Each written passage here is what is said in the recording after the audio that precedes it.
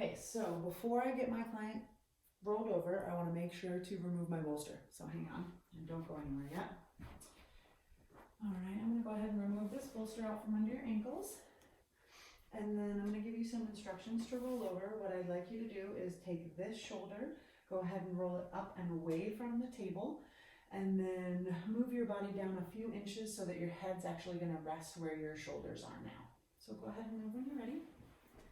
I'm bracing the sheet on both sides so that the sheet is not coming up. And if you notice, I also braced the blanket and the sheet with my thigh on this side. Also want to make sure it's not covering your client's chin or face. So just always paying attention to the drape and giving it kind of a gentle pull down so it's not too far on the neck. Would you like a bolster underneath your knees? I'm okay. All right, also to access a little bit more of the chest, don't hesitate to bring the drape down. Are you all right if I bring the drape down to about right here? Mm-hmm. So you can just kind of bring it down this way. You can even hold it a little bit, especially for females. It lets them know that you're giving a nice gentle brace so it's not going to come down too far. Okay, so the biggest thing with arm drapes, obviously there's two different ways that you can do that in the supine position. First one, which is one I tend to utilize a little bit more, especially once I've gotten more comfortable with my clients.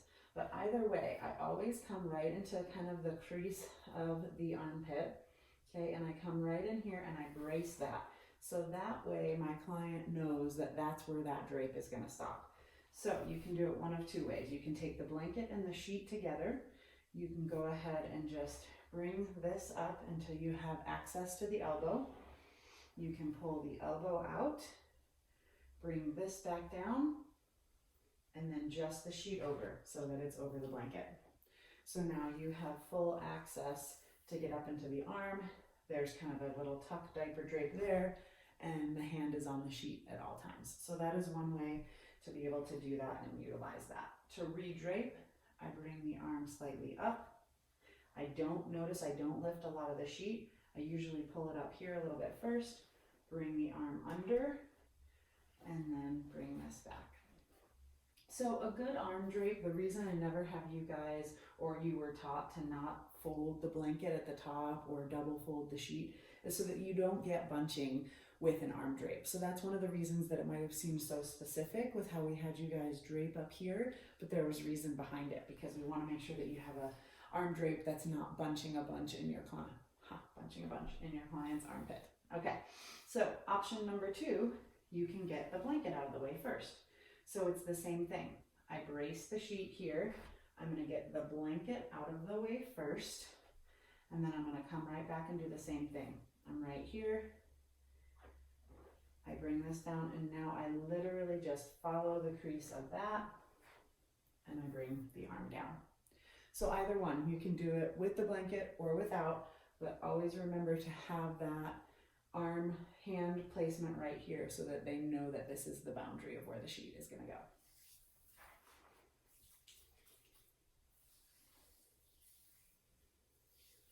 So same kind of thing if the client's arm is really close to their body, or maybe they are a little more large chested and you need to access having the arm away, don't hesitate to bring it a little further away from the table. If they're already really close to the edge of the table, you can always even brace with your hand and just do one arm work if you have to. Okay? But know that you can utilize moving the arm as long as it's comfortable for your client.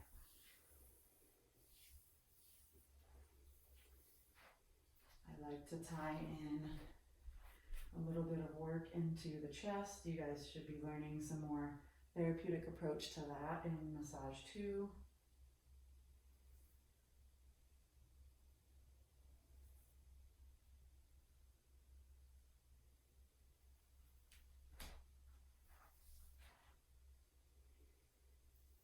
And notice I'm making a nice complete stroke. If you think about bicep brachii, right, it's going to attach all the way up here. So you want to really make sure that you have full access to that muscle and you do a nice full and complete stroke. So I'm just kind of doing a lighter to moderate effleurage to kind of get everything warmed up.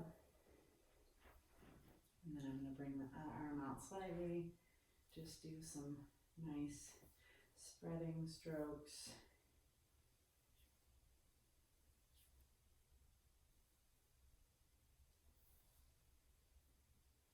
I like to get in with knuckles, working right up into the line right here, getting into that deltoid.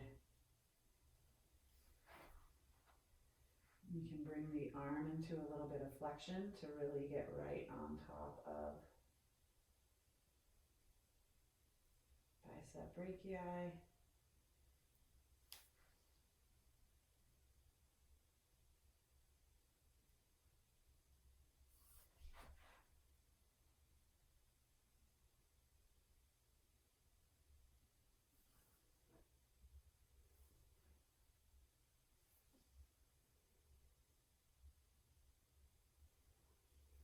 This is a little more into massage too, but it's a really nice way to get into that line on the bicep, is just bringing the arm in that flex position. I'm taking the heel of my hand and I'm just gently rolling over the soft part of that muscle, the kind of the belly of that long head.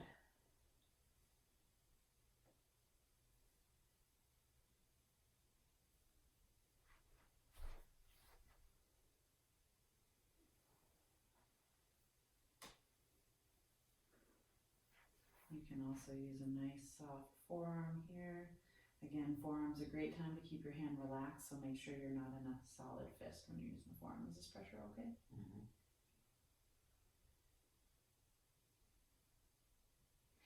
Again, I'm going to make sure it's a nice complete stroke, paying attention for no unintended second body contact with the arm or hand,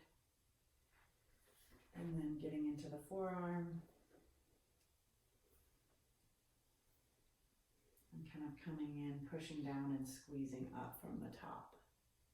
So it's kind of a push down, up, push down, kind of like a rhythmic wave with that.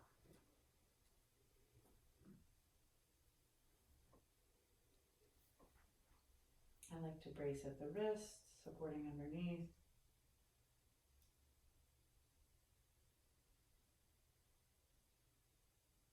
Notice anytime I do an elongation stroke, whether it be palm, forearm, again, paying attention to my body mechanics. I'm not leaning over right now, I'm on my tippy toes. So that's the difference of being on top of your work and leaning into your work and having your work in front of you, not below you. Utilizing arm work and being confident in arm work is really important, especially nowadays. We're on gadgets and computers way more, even if you didn't normally have a job in front of a computer, but it's so important to be able to really work into the forearm. That's where a lot of hand tension comes from.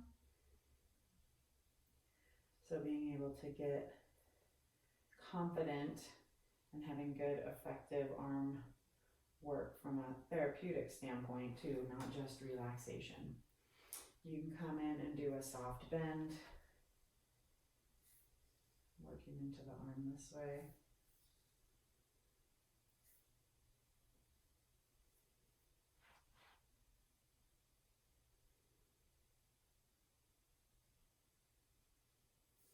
I like to get in and around, just kind of like you do on the ankle, but in and around the wrist. Utilizing some work in here and making sure that when you're doing a stroke like this that you guys learned in massage 1, we reinforce a little bit in massage 2, that you're not just doing it for no reason. Just doing this with circles, it's good, it lubricates the elbow, but what's your point? What's your intent behind it? So really think about stretching open the hand and the wrist to really utilize what that movement means. You doing okay with that? Yeah. And everybody's range of motion is different. Some people are going to have a lot of movement in here. Some people are going to have a little. So kind of find that boundary. And then I'm just coming right in and using the thumbs for some nice massage, especially getting right into the ball of the thumb, that padding.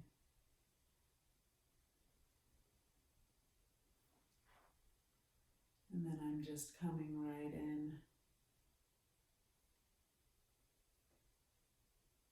And just doing some spreading on the top of the hand, the palmar surface of the hand.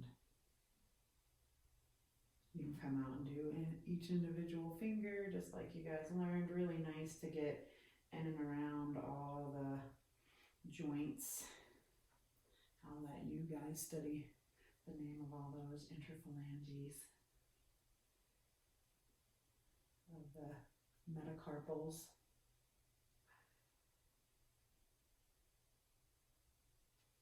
Be careful your little cut there.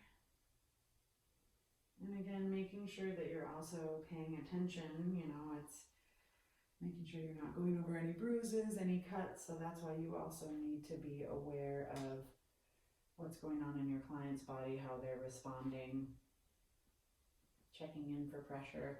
So notice I kind of tied that whole arm in together with that movement. Again, this is relaxation based. You can get a little more therapeutic, incorporate the tools that you're using in more of a deep tissue massage, but your Swedish foundation and relaxation is always going to be a big part of that. Okay, so if we want to come back from our drape, arm drapes can be tricky that way. I always like to make sure that the client is aware I'm paying attention to this first. I'm bringing this under, and then I just leave the elbow bent right in here. I come here, I just lift from the bottom, right here by the hand. Now I bring this all the way over and I kind of pull it down so they feel that it's pulled down, so there's no drop, just like with the leg. Okay, I straighten out the arm a little. I have this, and then if you're working to get the blanket back in, just make sure that your drape in the front is nice and organized so that when you go around to the other side, you're not gonna do a lot of fumbling. Last review of the drape without the blanket. I come right here, find the elbow, bring it down, bring this down, and then just the sheet up.